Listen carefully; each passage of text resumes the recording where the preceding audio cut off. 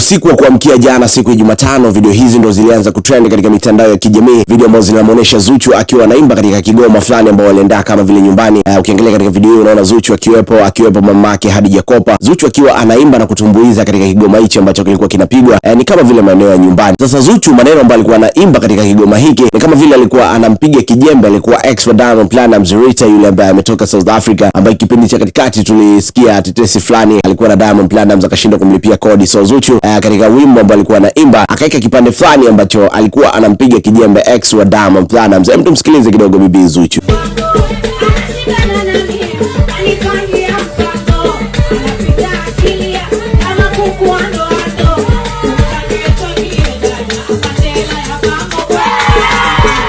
So kama hapo unavyomsikia Zuchu ni kama vile anampiga kijembe, maneno yake unamsikia kwamba ameshindwa kulipia kodi, so tumchangie ili aweze kulipa kodi asije akakosa pa kulala. So ni kama vile ameamua kumpiga kijembe Rita. Baada ya hapo Zuchu aliamua kumpigia Diamond Platnumz video call, alafu akamwambia ni dedication, yani alikuwa anaimba ni ujumbe kwenda kwake Diamond Platnumz. So ameamua kumpiga kijembe bibi Rita, na unajua Rita ni Mswahili, so we expect kwamba Rita atarudi na something else, lazima atajibu hiki ambacho Zuchu amekianzisha. Twende hapo kwenye comment section, niambie upi ni mtazamo wako kuhusu swala hili. Niambie hapo kwenye comment section, usahau kunifollow, like na share video, itakuwa umetisha zaidi.